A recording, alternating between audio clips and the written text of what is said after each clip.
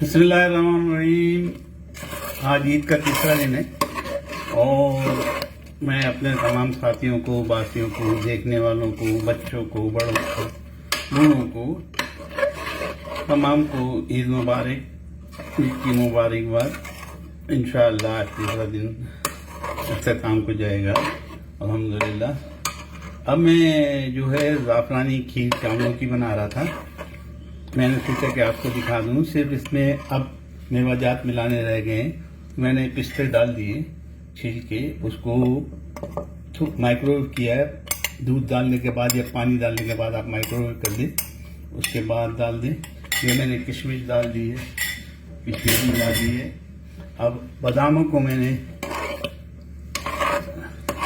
Crush कर दिया है और क्रश करने के बाद उसमें थोड़ा सा पानी डाल के उसको भी माइक्रोवेव किया है 2 मिनट के लिए, ताकि बादाम जो है वो घुल मिल जाए इसके अंदर। और ये बादामों का जो पेस्ट नुमा बन गया है उसको मैंने डाल दिया है। मेरा बर्तन माइक्रोवेव से गर्म हो गया। मैं इसको कपड़े से पकड़ लूँ। ये मैंने वो बादाम डाल दिए। मैंने छीले नहीं, बगैर छीले डाले, क्योंकि शीर कुरमे जो बने थे उसमें हमने छील के पिस्ता और बादाम इस्तेमाल किया था। और ये खीर बन चुकी। इसकी मैं रेसिपी आपको ज़रूर लिखूँगा। ये ज़ाफ़रानी खीर है और इसमें ज़ाफ़रान का इस्तेमाल मैंने किया है। आप घबराएं नहीं, अगर ज़ाफ़रान नहीं है तो आप कोई भी एसेंस डालें और ज़ाफ़रानी कलर डाल दें। मैंने तो खैर ज़ाफ़रान भी इस्तेमाल की है। मैं आपको ज़ाफ़रान दिखा देता हूँ मेरी, ज़बरदस्त।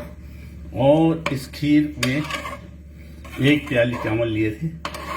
उन चावलों को भिगोने के बाद आप क्रश कर दें और 1.5 लीटर दूध लिया था। 1.5 लीटर दूध में एक इतनी खीर बनी है।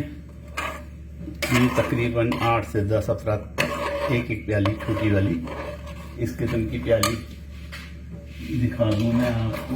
प्याली भी इस किस्म की प्याली खा सकते हैं, तो ये काफ़ी है। सिर्फ घर वालों में से हम लोग 5-6 अफराद हैं, वो खाएंगे। 5 बड़े और 2 बच्चे हैं, वो खाएंगे। और पड़ोस में 1 प्याली बेच देंगे, एक दूसरे पड़ोस में बेच देंगे। तो ये ईद का मीठा है। मेरी ज़ाफ़रानी खीर ताइफ में बेइंतहा मशहूर थी और लोग है ना खुद जो है डिमांड करते थे कि यार वो ज़ाफ़रानी खीर खिलाओ। तो मैं ये ज़ाफ़रानी खीर बनाता था और अल्हम्दुलिल्लाह ज़बरदस्त बनी है। मिठाई की ज़रूरत ही नहीं है जब आपके पास ज़ाफ़रानी खीर सही तरीके की पकी हुई बन दो। इसकी ट्रिक सिर्फ यही है कि ये लगना नहीं चाहिए। ये बन चुकी, हो चुकी, मेवाजात बदल चुके और ये लगे नहीं, इसलिए मैं इसको खुरेश रहा हूँ। और इसकी एक ट्रिक ये है कि अगर इसमें नॉट्स आ जाए, गांठें आ जाएं, जो अक्सर वो इस तरह आती है, तो उसको ऐसे लेके फिर किसी और चम्मच से या जो मेरे पास है इक्विपमेंट उससे, स्क्रैपर से आप इसको दबा दें। क्योंकि इसमें किशमिश, बादाम, पिस्ता पड़ा है, इसलिए गांठी सी नज़र आ रही है। ये सिर्फ ड्राई फ्रूट है, उसकी वजह से है, वरना ज़बरदस्त हो गई है। ना लगी है, ना जली है, भुनी सही तरीके से है, पकी सही तरीके से। उम्मीद है मैं रेसिपी लिखूँगा, उम्मीद है आप भी बनाएंगे और मुझे दुआओं में याद रखेंगे। अल्लाह जितने लवाइकीन हैं जिनके इंतकाल हो गया इस महीने में या से क़ब्ल, सबको जन्नतुल फिरदौस में जगह दे। लोगों के खून आते हैं, गमों का एक अंबार है जो हो जाता है, लेकिन ईद बकरीद अपनी जगह पे है।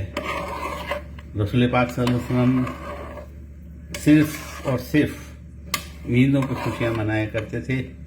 उनके ज़माने में इसके अलावा कोई भी ऐसी खुशी, शादी की तकरीबें होती थी लेकिन और कोई नहीं तकरीब मनाते थे। काफिरों की तकरीबों को हम लोगों ने अपना रखा है। दुआ करें कि वो सब हमसे छूट जाएं और सिर्फ मेरे रसूल की चाहत को हम बढ़ाएं, उस पर अमल करें। मेरे लिए भी दुआ करें, हिदायत की भी दुआ करें और अल्लाह ताला हम पे से इन बलाओं को टाल दे। इन सब दुआओं के साथ इंशाअल्लाह मक्का मदीना खुलने वाला है, हम मक्का मदीना जाएंगे। आप इंशाअल्लाह मेरे लिए दुआ करें, मेरे घर वालों के लिए दुआ करें। मैं आपके लिए इंशाअल्लाह ताला अल्लाह चाहेगा तो दुआ करता रहूँगा। आप बेफिक्र हो जाएं। बहुत लोगों ने नाम भेजे हैं, जिन्होंने नाम नहीं भेजे उनका भी मैं इंशाअल्लाह तमाम मुस्लिमीन और मोमिनीन के लिए दुआ करूँगा। अमल करने वालों के लिए ख़ास दुआ होगी। आप फिक्र नहीं करें, मेरी दुआओं में याद रखिए, मेरे घर वालों को दुआओं में याद रखिए। आप ज़ाफ़रानी खीर ज़रूर बनाइएगा, ज़बरदस्त बनती है। टेस्ट जो है सवाल ही नहीं पैदा होता कि मार्केट में इस तरह की मिले। आप बनाएं, उसको ठंडा कीजिए। अगर मिट्टी की जो कटोरियाँ उनमें ठंडा करेंगे तो और ज़बरदस्त मज़ा देगा। तो मेरे पास तो फ़िलहाल वो नहीं है, प्यालियाँ हैं कांच की, उसमें मैं डालूँगा और इनको ठंडा करूँगा और उसके बाद इंशाअल्लाह नोश करेंगे।